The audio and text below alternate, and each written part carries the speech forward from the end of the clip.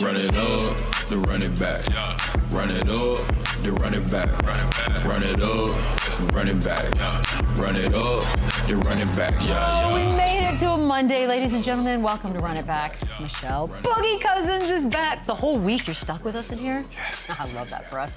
Chandler, Lou, Will, there on the end. You're way down there, Lou. How you doing, buddy? Good morning. We have a What lot. happened to our Blazers? Yeah, we said we were gonna do suits for the playoff. Why are you acting like I was gonna wear one, and then I realized nobody said anything, so I'll wear one. Me and Lou were tomorrow. gonna say we're gonna do it, so you showed up in a suit. Oh, it was so embarrassing to wear a blazer. Boogie's the reason I didn't do it, because I knew he wasn't that tapped right? into the plan. I appreciate you. then man. we're I never wanna be doing the it? all- So we went crew neck sweaters. Yeah. And I went preppy, weird shirt. Okay, guys, basketball happened over the weekend. Some of it good, a lot of it not. But we're going to start with Warriors and Rockets. Golden State with a one-game lead. Yep, they steal home court down there. Steph and Jimmy. It's a 95-85 win, 31 for Steph, 25 for Jimmy Butler. Şengün finished with 26 points and 9 rebounds. But yes, you heard those numbers correctly. Steph and Jimmy with 56 of Golden State's 95 points. I'm wondering, Boogie, is there a duo right now in these here playoffs that you're taking over those two? Absolutely. I mean, I can go with the duo of Jalen Williams and Shea. I mean, Wow. but there's no knock to the Warriors. I think, you know, this is one of their better showings. We spoke on this earlier in the year. When they're a good defensive team, the Warriors are a tough team to beat. Obviously, experience matters in the playoffs. This is another prime example of that. You know, for some reason, the narrative in today's game is if you're older, you're no longer valuable. Today's game. Yeah, in today's game. But obviously they show otherwise, and this is a very, very tough team. They'll continue to be a tough team throughout the playoffs. They beat a tough young team in the Rockets in game one. But, you know, I think experience matters, and I think defense matters, and they showed that. We can make a case for a lot of duos, right? Sure. But this duo works for Golden State. I like the way that Jimmy and Steph, they're able to play together. You know, we know what type of threat Steph is behind the three-point line. But again, we know playoff basketball is about half court. How can you execute? Where can you throw the ball? How can you get free throw attempts? How can you get drives to the basket? Things that are going to slow the game down for you to be efficient as possible, especially when teams are trying to take away options. So when things start drying up for Steph Curry, what do? You give the ball to Jimmy Butler. He can play with his back to the basket. He can face up. Obviously, he can get to the free throw line. And in playoff basketball, that's so essential. And it showed in that first game. Their experience showed. The style of play showed. Like they just trumped the Houston Rockets at every stop that they could possibly do it. Yeah, there's a duo in Boston that's pretty good. That's still the champs. Yeah. Brown and Jason Tatum, And the Derek young White. duo that DeMarcus talked about, LeBron and Luka. There's a bunch of good duos, but like Lou said, this duo fits and they work and they play off each other, and you can't show as much attention to Steph when now you got Jimmy with a mismatch on the post and a block up, and you can't jump on the screen because Jimmy and Jim, they play so smart and they play well together, and they have two closers instead of just running Steph off all these screens. So him and Jimmy, they fit beautifully together. Their defense has been unbelievable ever since he's gotten there, but they're an experienced, winning, tough duo, but there's a lot of good duos out there. It's perfect because you can see Golden State go through their progressions. Like they go option one, option two, option three. Then when you get short on the shot clock, you got Jimmy Butler that you can throw it to that can get you to the free throw line, or he can just play bully ball, get a layup, or even a jump shot. Like that's so deadly for, especially when you're paying so much close attention to Steph Curry running off a screen. Once you stop that, you still got a threat that you can throw the ball into. It's deadly, and it's going to be a long series for Houston to deal with that. Here's what I'm wondering, too, because Steph Curry, the last time these two teams played, just had the 3 points, and a lot of people were like, ooh, Amen Thompson is the X factor. He's figured it out. And, he's a young guy. I'm sure he walked into this game with a certain bit of confidence, and then this happens. Like, if you're him and you're the Rockets, what do you take away from it? No, he's a great defender, but we hadn't found a guy yet that can guard Steph Curry. There's no such thing as a Steph. It's not a Steph stopper. No such like thing. we won't start that. We won't start that at this particular time in Steph's career. But the last time that they met, he did have 3 points on 1 of 10 shooting. 8 of those were 3-pointers. Like that's the shot, by the way. That was stupid. Yeah, was a dumb so shot. 8 of those were 3-pointers. That just tells me Steph is still shooting the shots that he wants to shoot, that he wants to get off, but they didn't go down. And 10 attempts shows me everything that I need to know about that box score. It just wasn't his night. They threw the towel in. I don't think that had much to do with Amon Thompson, and it showed in last night's game. But he's a quality, solid defender, but we don't have any Steph stoppers. Look at those highlights. There's no human being on the planet that can stop him. And Dylan Brooks is a great defender. Thompson is a great defender. You know, Tyree Easton, there's multiple guys you can put on Steph Curry to make it more challenging, give him more length, be more physical with him. And they tried to be super physical with him all night long. They were holding him before the whistle. They were top blocking him.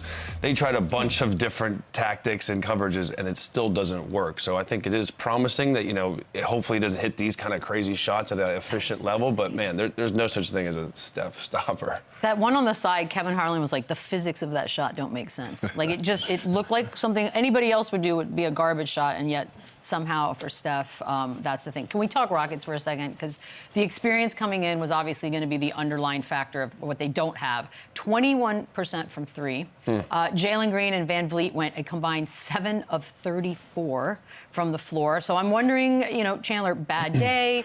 Veteran teams are just going to be able to pick them apart. What is this? Well, this is exactly why the Warriors are favored as a 7 seed to win this series, and they showed it last night. They're experienced, and the Rockets are going to win some games in this series if they continue to hold them under 100 points like they did, and their defense is solid. And Steph Curry did go bananas and hit some big shots, but Jalen Green's got to be better. He's got to be more efficient. He's had a great year all year long, so I don't get too high, too low on this performance, but it speaks volumes of the inexperience of this team and moving forward that they got to be better offensively. Even Fred, he had an off night.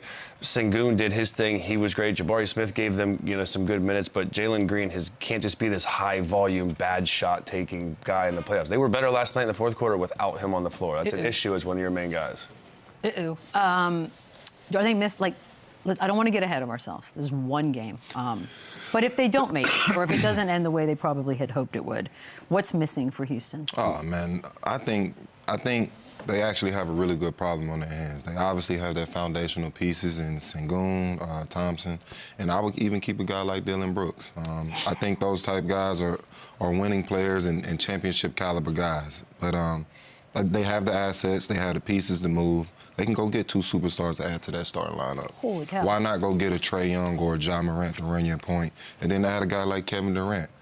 You easily move into a top 3 team in the West. You actually have a chance at competing in the West, and now you have championship aspirations. So I think Houston's in a really good spot. It's not always a bad thing to be young and inexperienced and have assets, and obviously, like I said earlier, they have a good problem on their hands. So but do you stunt the growth of these young guys that they're grooming into being young superstars? Not when at you all. Bring in so much star power? Not at all. And the reason I say that is you now give them the purpose to play meaningful basketball. That's a part of the growth in this game. If they're competing every year to be, you know, a championship team, you have no choice but to grow. You get around guys like Kevin Durant, who's been through the fire multiple times. They're learning from. They're getting first-hand experience, and like I said, now you're competing for meaningful basketball. You add a guy like Ja Morant or Trae Young, it only increases the importance of that season. So I don't think that's a bad thing. I think that's all part of the growth, and I don't think that's a bad play for them moving next season. And to bring in a Kevin Durant or Ja Morant or Trae Young like that, you're probably going to have to get off Jalen Green. I would think he's the one that has to go as part of that package with the Jabari Smith, with the Reed Shepherd, who knows how good he can be, but he hasn't got the minutes yet. But that would be a huge splash because, again, they have invested in them. Last year, it was a question. Remember, can they play together? Can they be good? Well, they played together this year, and they're the 2 seed. So I don't think there's a reason to panic. Even if they do lose to this more experienced Warriors team, they're still building something special there. They still have a great coach, and they probably have the most assets in the NBA outside the Oklahoma City Thunder. So they're in a great spot regardless. So you're going to, granted, he had a 3 for 15 night, so I hate to even have this conversation right now, but he's not always like that, Jalen Green. So you would just sort of move on past him already? I wouldn't. I don't agree with Chandler and Boogie on this one because, again, you've spent the money already. You've shown that these are the 2 young guys that you're prepping to be the up-and-coming guys. And I don't want to overreact over one game. Like, we can make the argument that Jimmy Butler and Steph Curry are the 2 best players in this series, even in a 7 seed. So it's no surprise that they went out and won game 1. It'll be a great series to come. We'll see what these guys are really made of. We'll make an assessment after that. But again, when you bring in a Trae Young or a Ja or a KD, you automatically have to shift your attention towards those guys. The one thing that I do agree with Boogie on is you can see greatness up close and personal, but if I'm putting that ball in your hands and I'm telling you to push us forward as an organization, you bring in Kevin Durant, that's going to be his job. And so that kind of stunts your growth, and that's what we disagree with them. Right now, there's potential, right? There's a long runway with this group. You go and get off Jalen Green, who's super young right now, is not even close to his prime, and you bring in a Kevin Durant. Now there's expectations and pressure to win right now. Absolutely. So it kind of shifts the whole mindset of where the Rockets are. They have their core going forward. I'd like to see them add something different. I am just saying, if they were to make a move, if they were going to go make a splash and get one of those guys, Jalen Green's the guy I want on the other side, so he's got to be in that deal. Can I ask a mindset question for players? Because I get the Kevin Durant. He has been there at the top of the mountain, done all that. But if you're a 2-seed Houston Rockets team with all these young guys, very talented, and they come to you and say, we're bringing in a Trae Young or a Ja Morant, is there a part of you as the Rockets where you're like, well, why are you replacing us with them? Don't fix what's not broke, you know what I mean? Like, yeah, one of those guys, I think that's looked at differently because they're still pretty young. Now, when you bring in a Kevin Durant, that's different. He's at the later stages of his career. Now, you bring him in, you're saying, yo, we're trying to do this now. We don't have a lot of time. Like, we don't have 1 or 2 years to warm into it when you have a Kevin Durant. Now, a Trae Young or a Ja Morant, there is some wiggle room there to build something.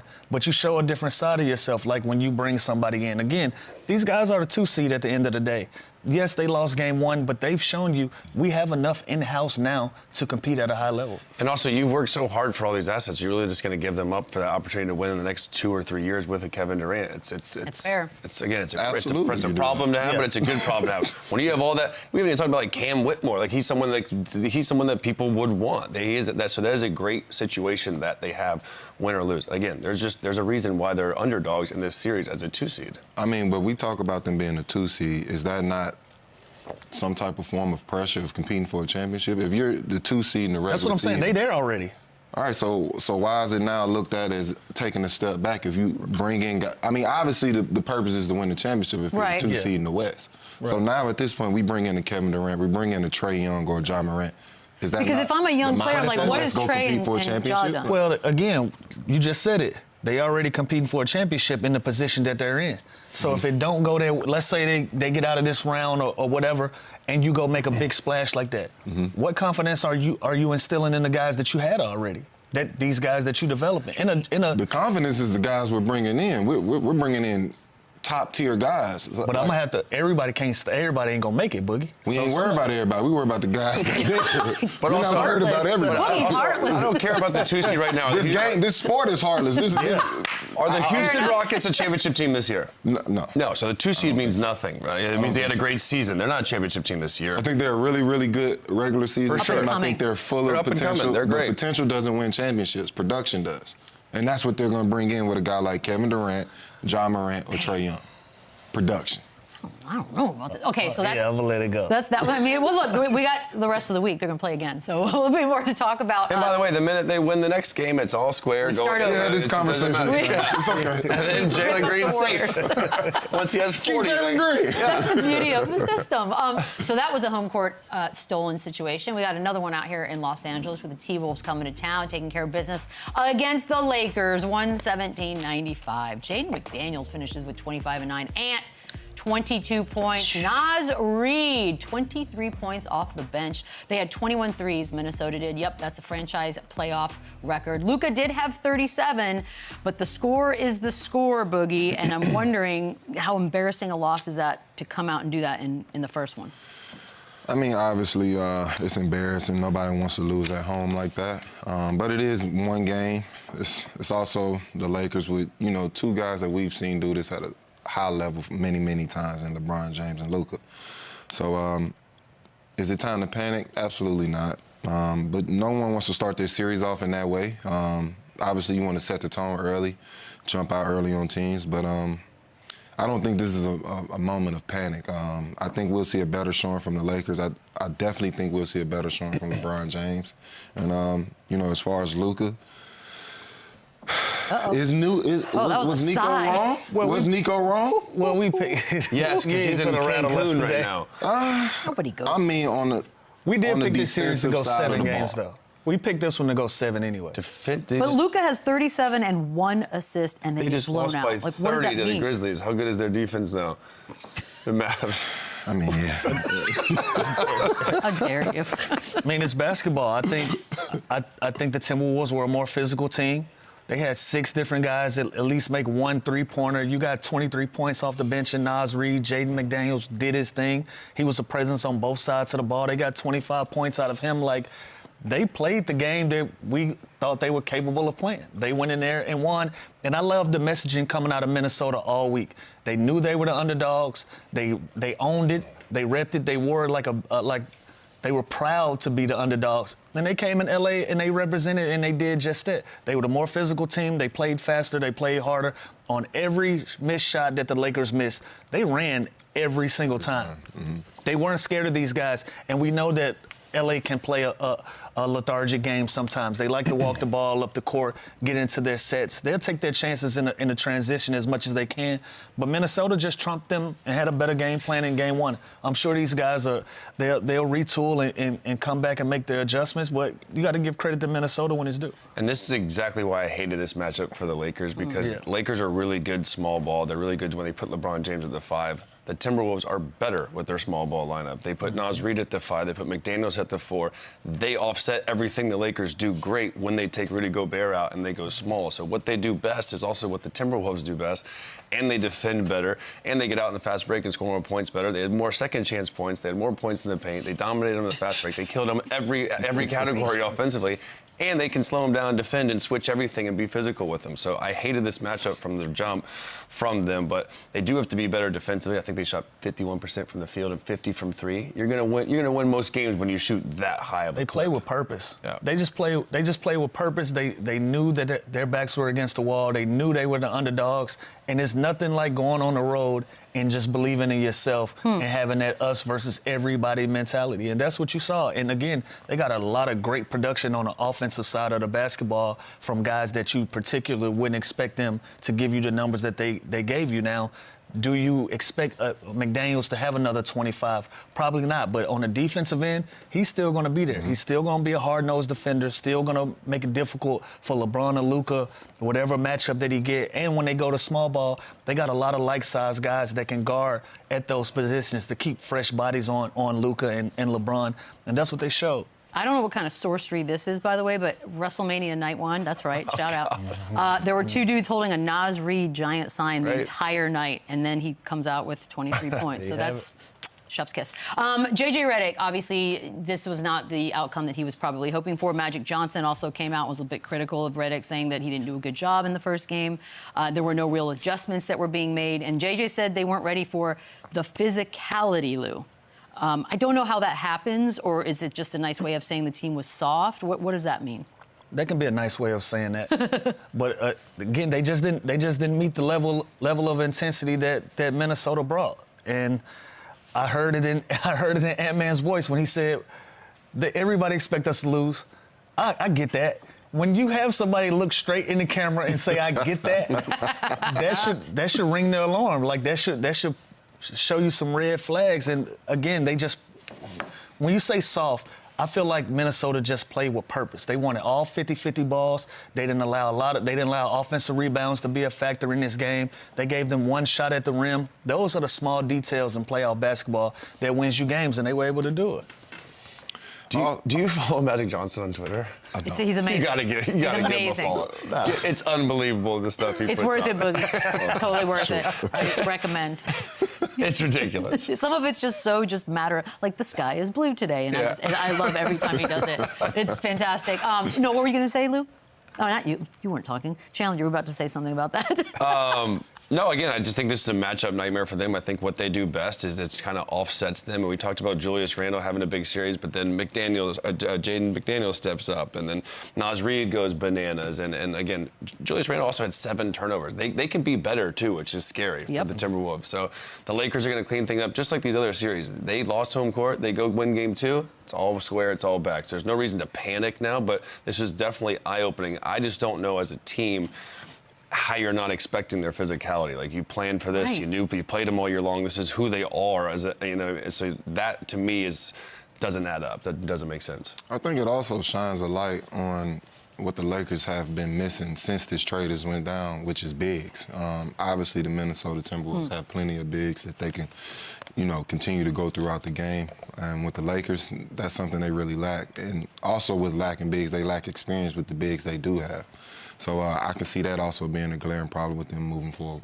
Chandler, explain to me, Luka, 37 points, 1 assist. That makes sense for me. That's not enough. And he even said that afterwards. Obviously, he had a big game offensively, and the way they're guarding him, you can get two different kind of versions of Luka. When he first got there, you could tell he was more passive. He was getting everybody involved. He can go and get 40 every single night, but I think the best version of him is to get everybody involved, make sure Austin Reeves is getting his touches, find Rui when he's open in the corner, so he does have to do a better job of this. But I don't mind this version of him. They need him. You don't want to rely on a 40-year-old LeBron James to go get 30. Luka has to be aggressive. Yeah, he's got to get everybody involved and make sure everyone's touching it and the ball is moving on offense, but I don't mind this version of him getting to the free throw line. What was he? He was 8 of 9 from the free throw line, 12 of 22, 50% from the three-point line. Like, what else? Yeah, I'd like to see him have 6, 7, 8 assists, but also he made some good passes. Guys didn't knock down shots, but 1 assist is not enough. I mean, they're on the road, but that first game, getting that out of the way with a win, has got to be a bit of a confidence boost. And we mentioned Ant's numbers were not the best number he's ever had, not awful, and then Julius Randle's. So I'm wondering, Boogie, how confident the Timberwolves are now heading into the second one. I think they're very confident. Like you said, they didn't have their best showing, and they still came out and beat the Lakers at home. If I'm the Timberwolves, if I'm in that locker room, my confidence is high. I think the momentum is in our favor, and, you know, at this point, we just want to come out and have an even better showing. And I feel like things will go in the Timberwolves' favor. So I'm pretty sure their confidence is really high. But also on the other end with the Lakers, I'm pretty sure, you know, they're now moving with urgency. They realize what they're matched up against. They realize that this team is coming in with a lot more confidence than they expected. So now it's time to, you know, hit that urgency button and really turn up the pressure. So I think this game 2 is going to be really, really exciting. If I know Anthony Edwards like I think I do, he's thinking get game 2 and let's go sweep them at home. Like that's how confident that dude is and this team is right now. Because they're ready to fight. That's a dangerous team. Like, again, offensive rebounding, 50-50 balls, allowing a team to get 1 shot at the basket. Like, that's just mental toughness. Give these guys credit, and they are down to fight. They are down to mix it up. They down for a physical game. Even when everything doesn't go their way on the offensive end, they can be inefficient. They can have turnovers, but they're going to keep coming, keep playing with force. That's going to be the problem that the Lakers are going to – come on, stay with me. That's going to be the problem. That's going to be the problem that the Lakers are going to have in this series. Like, no matter how bad Minnesota plays, they play hard as hell. We're going to take a quick break. Is that all that did? There are a couple other games in the West that we can get to, talk about, and react to. We'll be right back. Run it up, run it back. This is the best game of the weekend. You got a little LA-Denver situation. Denver with the overtime win, a 1-0 lead in the series. NIKOLA JOKIC, didn't even get a triple-double. 29, 12, and 9. Aaron Gordon finished with 25. Russell Westbrook, gotta love it. 15 points, 10 of those came in the fourth in overtime, including a 3 at the end of regulation. I'm so happy to see that happening. He also made a few pretty key defensive stops and plays there, and afterwards said his job is to bleep stuff up. Chandler, I love that this is for Russell Westbrook after all this talk about should he even be playing. I love it. And we got to give him his credit, his flowers. As a former MVP, first ballot Hall of Fame guy, you know how hard it is to adjust your entire game and now be the guy on the team that does all the little stuff and plays hard and does the energy plays, and you're Russell Westbrook. So not a lot of guys of his caliber have ever done that. We've never seen many guys do this and transform into this great role player, whether he's coming off the bench, whether in the beginning of the season when they put him in the starting lineup and they got so much better. He is so valuable for this team. And you live with some of the mistakes he's going to make just of him being aggressive and getting downhill, playing too fast sometimes, but he's been great, and he's so key defensively for their team. And you know what you're going to get with Jokic, Jamal Murray, Aaron Gordon, these guys. But Westbrook is the X factor. He's been that way all season long, and he's a huge reason why they won this game. And this series is awesome. This is probably the most competitive. This is probably going to go 6 or 7 games. This is the only game that wasn't a double-digit win or loss, which is crazy. Close. But this series is awesome, and I'm just happy we for almost Russ. got a game winner. We almost had that. I know. I've got 2. I've got that bet out there. So I was really close to 1. Dang it! Come on, guys. No, this was probably the most watchable I didn't get that. game. Could you try again? Let's just take This a break. guy. I mean, this is out of control. The hell was that? Out of control. This Really, guy, dude? I got man. really scared because I was like, who is that? I didn't know what was going to pop up, Beads. That was terrifying. Back here. Okay, let's go back. Did you want to say something about Russell Westbrook? I kind of lost all thought after that. Blacked out. You got to stop accepting all the cookies, brother. You don't accept all cookies? I'm sweating because of that now. Thanks a lot, buddy. Man, that was sick. Russell where were we? Westbrook. Well, I mean, Russell look, Westbrook. Westbrook. First of all, I'm all for any Russell Westbrook praise. I feel like this is a guy that always deserves it. This is a guy that gets a lot of heat, sometimes unwarranted. He's the ultimate competitor. He's the ultimate teammate. He continues to show it, you know, through all adversity. Just a couple weeks ago, he was taking more heat for the Mike Malone firing, which I don't feel is fair. But through it all, he remains a professional. Through it all, he comes out, he competes at a high level. Through it all, he remains a really, really good teammate and leader. So he continues to show it. He came out, he played a big part in that win for them. And, you know, I'm just happy for Russ. I'm glad he found a place that embraces him, accepts him, and he's able to go and show his value on an everyday basis. So shout out to Russ. That's my. And remember, this is somebody whose name was getting brought up about somebody getting fired about 2 weeks Over ago. and over again. Exactly. Because not playing him, wanting to play him, you gotta have Russell Westbrook on the floor in these type of environments, in these situations, to give you an opportunity to win basketball games. Like, he doesn't play perfect, but again, when you have somebody that plays hard, that pay attention to everything that's needed, that does all the dirty work, that's a former MVP, you got to have him on the floor, good, bad, or indifferent. And remember last week we were talking about Jalen Pickett, the young kid. Do they play Yes. him? Do they develop him? 4 minutes. Russell Westbrook, 34 minutes. So that So just then shows why did right there everyone the get value, fired? the importance of him. Yeah, was Malone wrong for playing him? Because he should have played him. not. Like he this is Malone shouldn't have been fired. yeah. That makes no sense to me. Yeah, they were calling it feast or famine with Russ, and then right in that moment he hits the 3. It was pretty perfect timing. There was a moment in the fourth quarter. Jokic was spicy yesterday. He and Jeff Van Gundy having a little tug of war moment. Yeah, he was spicy. He had some spicy moments with the ball, just trying to rip it up. By the way, is Van Gundy stronger than we think? I don't know. What is I mean, this? We call that old man strength.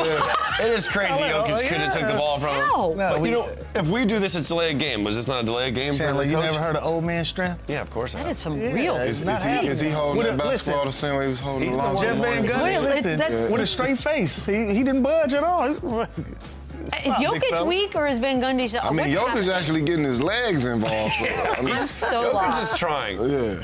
Do you was like crazy. the tactic? Shout by out the to way? Jeff, man. Yeah.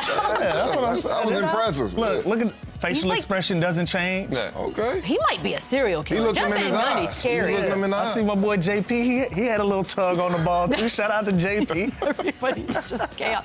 But Jokic had a couple of those moments. He was not messing around. Is this real? Is this real? What do you mean, is this real? No, it's AI. And there was no delay in game. So hold on, let me get this straight. The coach can just grab the ball and hold the ball and stop to play the game. Well, I think what happened was they the didn't have referee anything not there yet anyways. either. Yeah. So It was like There you real go. quick. I'm kind of upset that Jokic is struggling. I think he's selling it. I think he's doing the. Selling I it? think he's selling it, trying to get it to something. Who's selling it? Jokic. There's no way he can't rip the ball. He's Jeff Van definitely, Why would he he's sell definitely it? got his legs involved in this It looks that tussle. way. JP, It does. the trainer, had the ball too, y'all. It was So it's four. It was hands. 4-on-2. Okay. But they had it. We're talking about 7 foot 260. Hey man, get your push-ups in. Wow. Okay. That's crazy. We got to talk at least a little bit from the Clippers side. 20 turnovers, which led to 29 points for Denver. James Harden, though, said that, you know what? Yeah, we lost, but it was as close as it was, and it was all self-inflicted, so they don't feel that down on themselves, Lou. You agree? No, that's one way to look at it, though. I mean, stay positive. But again, 20 turnovers, 29 lead to points, and a lot of those were unforced. Like, it wasn't like Denver was taking anything away. Even the one that Russell Westbrook had where it went off of James Harden, like, that's just careless. They gotta have more attention to detail, you know, especially in these scenarios. They're a top 5 defensive rebounding rating team. They gave up 4 offensive rebounds in under 2 minutes when the game was on the line, when this is a back and forth. Those are the things that will beat you, that did beat them. But again, that's attention to detail. So for me, I don't feel encouraged about this. Yeah, I can chop these down a half. I can chop down the opportunities that I give them at the rim. I can do all of those things, but I can control my effort.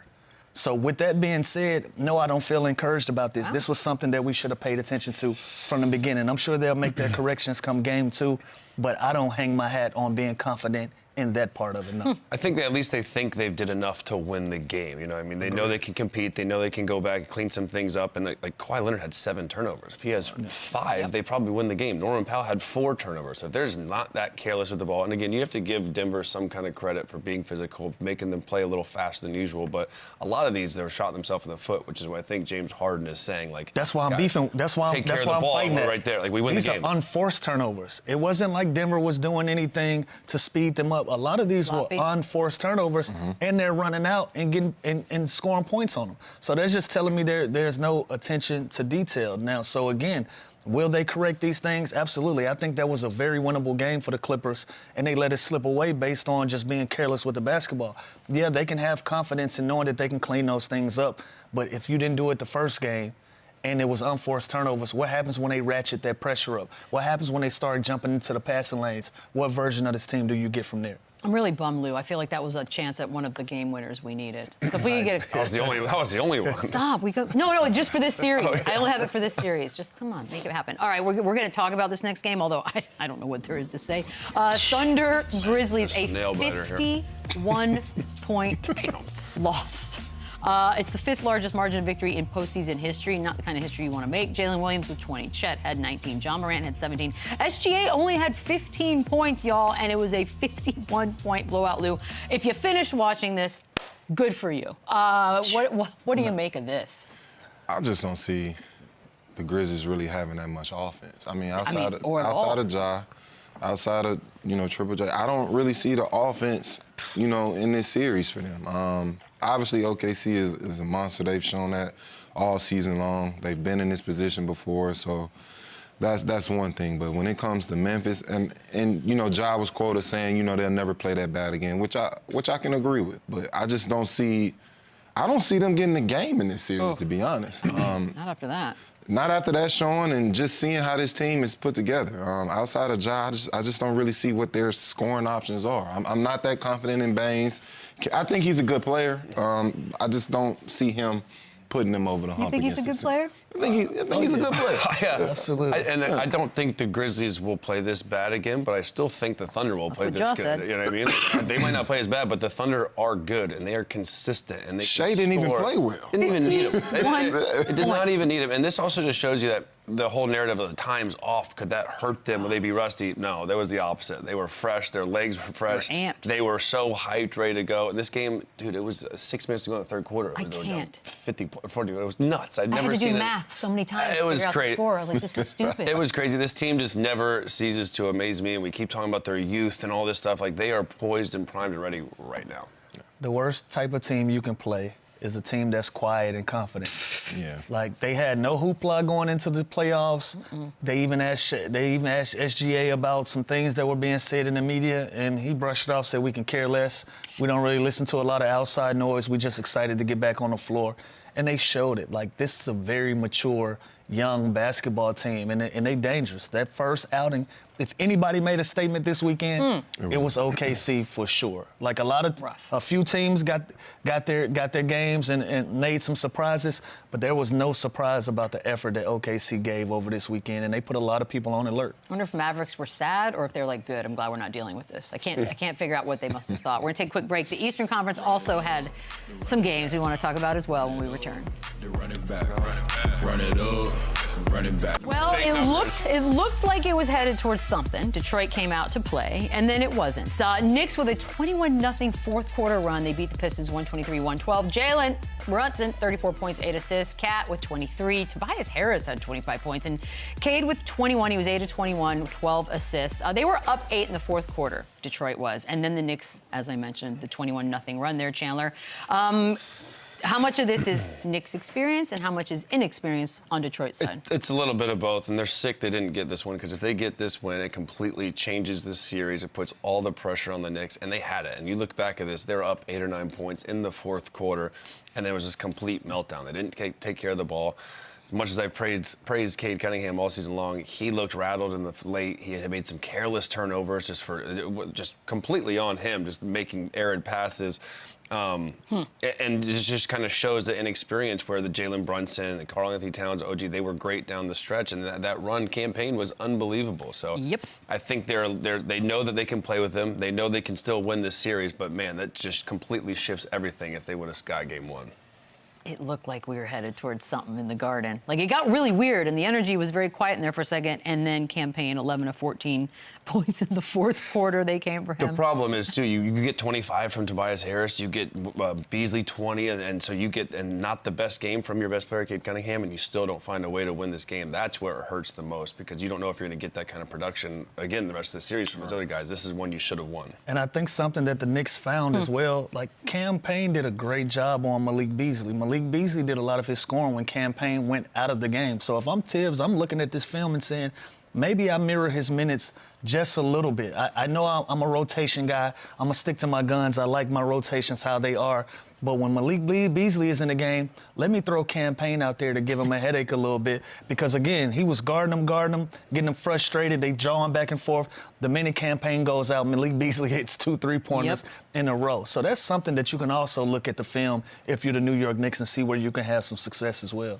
Can't do the shimmy either. The Beasley shimmy killed it. Yeah, I just feel like this is all about experience right now. Yeah. I mean, the Pistons went from one of the worst teams in the league last year to basically one of the top teams in the East. They're now competing with another top team in the East with the Knicks, who've actually been here before, who found success in the playoffs before. So for me, it comes down to experience. It's easy for these young guys on the Pistons to get rattled in these type of situations. It showed in the game. It showed down the stretch. The Knicks experience showed down the stretch. This is all about experience for me, and it's a young group versus a seasoned veteran group, and the seasoned veteran group came out on top. Simple as that. Is there some encouragement, though? I mean, Detroit was in it, or are you just looking at the overall effect and saying, nope? It's obviously some encouraging points in the game, especially for the Pistons. They're a young team. They know they have the ability to compete with a team like the Knicks. They know they do have an opportunity to win some games. It's just about maximizing those opportunities, which they weren't able to do down the stretch. A 21-0 run in the fourth, I mean, you do that in any type of game, your chances are very, very low. So, yeah. I mean, do they have some things to be excited about? Absolutely, but I just don't see them really finding that much success in this year's playoffs. But obviously, this is a team full of potential. The young guys are up and coming. They're dogs on a leash.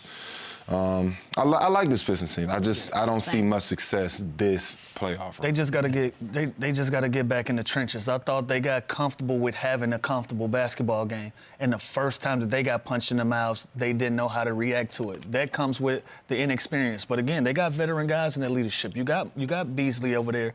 You got Tobias. You got Schroeder. You got a lot of guys. They got a lot of playoff experience. But when the game was comfortable, they were playing. They were hard-nosed, dogs on a leash, all of that. The moment that New York started making the run, it went away. Like, they were putting their heads down, straight line drives to the rim, and then the second half came around. The New York Knicks, they start punching them in the mouth, and then next thing you know, you're giving them straight line layups. Nobody can help you on defense from a straight line. You know, everybody knows that. And so that's one of the things. Like, we can talk about how physical Detroit is, we can talk about how hard-nosed they are, but when it comes down to a basketball game, you got to lock into the attention to the details, and you got to withstand runs from a team, especially when they're on that home court. 21 points is that. And you can't take your foot off the gas of this Knicks team. They are so good offensively. Yeah. The Jalen Brunson's going to make big plays. When they're up 9, they have to expand it to 12, to 14. You can't have a run like this at 21-0. Whether that's JB calling more timeouts, getting some different guys in, you can't allow that because that's tough. That's insurmountable. I do love a good outfit change, especially in my basketball games, which is exactly what we got out of Jalen Brunson. He was struggling for a bit, goes to the locker room, changed his shoes, which, okay. 12 of his 34 points came in that fourth quarter. Tibbs said he grabbed his cape. Lou, is he the most clutch dude in the NBA? He's one of them. He's one of them. Another one I like to say is Steph Curry, but he's one of them. And shout out to him for making the adjustments. In the first half, They weren't allowing him to be comfortable in that mid post and the post ups where he gets a lot of his offense from, where he draws a lot of fouls, can have and ones. They showed him a crowd in those spots. So in the second half, he comes out, he changes his shoes. Now I start bringing the ball up the court. Now I'm gonna play a little bit more ISO basketball. I'm gonna play in the pick and roll. I'm gonna give myself different opportunities to still be effective with the ball in my hands, opposed to allowing teams to show me a crowd in my post-ups and my mid-post. So you gotta give him credit for recognizing how he was getting guarded, recognizing what Detroit's game plan was, going out there and adjusting and being a big part of a 21-0 run in that fourth. And no one really gives him problems. You can't put a bigger guy on him because he's too quick and too fast. Can't put a smaller guy on him because he can take him to the post and post out. And he's the favorite to win the Clutch Player of the Year. So he's can't rattle him. Yeah, you can't rattle him. He's comfortable in tight games. He wants the ball in his hands. He's fearless. He's unbelievable. So I think when you do look across the league, ball in the hands, game on the line, Steph Curry's a great one. Dame Lillard still has that, but Jalen Brunson's right up there. The shoe changed. Am I tripping? How long has the Clutch Player of the Year been an award? Why do you think you're about tripping? 3 years? So this is the second time. This will be the second This year. is the second Yeah. one? Okay, I'm just making sure this hadn't been around. Thought Who you won were it last crazy. year? Yeah, who won last year? Who am I asking? De'Aaron Fox won 1 year, right? It was only last year. It's only been 2? I thought it was Well, this is 2. This is the second. This is the second. This is the second. So Jalen Brunson. And he's will be gonna the win this. second. I'm just making sure I'm not out of touch. No, dude, okay. but you are getting older, and you're going to get more of these, so be ready. Understood. Thank you. I got you. Pacers, Bucks, another game that we got to witness. Okay, this happened. It was a 28-point game at one point, but Pascal Siakam had himself a day, 25.7 rebounds. The Pacers beat the Bucks very easily. Tyrese finished with 10 and 12. Miles Turner with 19. Giannis did have 36 and 12 rebounds. Oh, the yellow shirts are good. Are we? I don't know, Lou. I feel like through the course of the end of the season, we just underestimated the Pacers, which is why I'm starting with you, my good friend. Did you like this one? Yeah, I did, and I want to shine a light on T.J. McConnell. Like, his numbers don't jump out at you, but his impact does. Like, it gets under your skin. He's going to pick you up full court. He may make he might only make 2 or 3 shots, but they're going to be timely. They're going to be when you least expect them, but you need it at that time. But they just were a scrappy group last night. And yesterday. Hey, whatever. Yeah, they were just a scrappy group. I thought they played well. They shared the basketball. Got a lot of great production from a lot of different guys. Mathurin played well. Siakam played well. HALIBURTON was chirping. Like, that's what you want. You want a team that's engaged, that's in the playoffs, that want to be there and feel like they can win a game. Now, I think this thing does shift when Dame Lillard is back in the lineup. Yes. But if they can steal 2 games on their home court, going into Milwaukee, they put themselves in a great position. The Pacers are so unique because their offense is so good, and I think beginning of the season, we had so much expectation on Tyrese Halliburton coming off Team USA. They didn't play much, but he still was selected for that team. He's kind of put in this category of stardom, and he wasn't great offensively, scoring a lot of points early. He doesn't have to be for this team. You can go let Siakam get 25, have Turner chip in. Mathurin's a great option off the bench. So the best version of Tyrese Halliburton is his passing. He's a floor general. He's a true point guard. He doesn't have to score a lot of points for this team to be great. Now, when he can go give you 25, 30 points, it's great. It's a bonus, but he's efficient. He takes care of the ball. He never turns the ball over. And he gets everyone else involved, which is what a point guard should do. We get so numb now to point guards being scoring point guards because everyone's so elite at that now. He's not that necessarily every single night, but that's not a knock against him. And the Pacers win when everyone else gets involved. There is a moment in this one. By the way, Dame will be playing in the next game, but he and Halliburton had a little bit of a verbal change. In straight Louis Vuitton, he gets a technical foul, Boogie. That just happened. You can afford it. What'd you think? That's my type of guy right there. I like that. Why'd you go to Boogie for the technical? I just felt like he was going to be ready for this one. But no, I think the Pacers did their job. They know this team is down right now. They're missing a valuable piece in Damian Lillard. I think the Pacers did exactly what they were supposed to do, take advantage of a wounded animal. But I still favor the Bucks in this series. I think, obviously, they're missing a huge player in Dame Lillard. I think you get a way better showing in Kyle KUZMA than what he did last. Zeros across the board is just unacceptable. It's actually diabolical. But highly disappointed in that. I ain't gonna kick a man while he down. Hold but on. He did have some choice words for us, but it's all right. I mean, when you down like this, the only way is up. So that's the way I want to look at it. But I never thought I would see a guy outdo What's my guy's name? We ain't gonna throw no dirt Tony on Snell. I didn't know that was possible. We ain't throwing no dirt on Tony Snell today. No dirt, but this is for Kuz. This is for little bro. on, I expect more. You're a champion. You've done this before, so we expect a better showing. So well, I think that was the biggest thing. It's in because this it's game. glare. It is, Chandler. It's glaring. It's 0 points. No, it's tough. 0 rebounds, 0 assists, And 0 steals, 0 blocks, 0 turns. Good cardio. We get it, Michelle, 0. At least Zero, give me zero, a zero. turnover. But I'm just Again, but this is what you give up. Chris Come on, Middleton, man. who's great in the playoffs and that championship run, he's the guy you put the ball in his hands over Giannis on certain games. So that is why Kuzma was brought here to be productive. Again, this like, did you even play if you this have that isn't gonna stat line? Are happen you even often. there? Kyle You won't Kuzma's- see this again. Kyle What Kuzma is is too that? good to do this. And again, the playoffs, you expect to play your best basketball. He laid an egg, but I think he's going to be better. Absolutely. But I love this series. I think this series, there is. You can't. He wish he laid an egg. That wasn't even that. This is crazy. But I love the energy in this series. I love there's history here. The whole Dame time. Remember Tyrese Halliburton? You think Dame forgot that? Clearly he didn't with the beef. He's course coming not. back. Again, that's 25, 30 points that they're goodness. getting back with Dame Lillard. So I think this series is nowhere near being over. By the way, if you're Kyle Kuzma's teammate, like, do you talk to him? How do you handle this? You just tell him head up, man, and be better next Get time. him an espresso shot. Yeah, just respond. You got Okay. you got another opportunity in 24 hours. Just respond. That's it. That's all you as a teammate. Everybody's going to have their ups and downs in the playoffs, and it's never about one individual guy. It's always about team planning, how you go out there. But Boogie called it diabolical. I mean, it is. It's hard. It's hard to It's do. tough to do.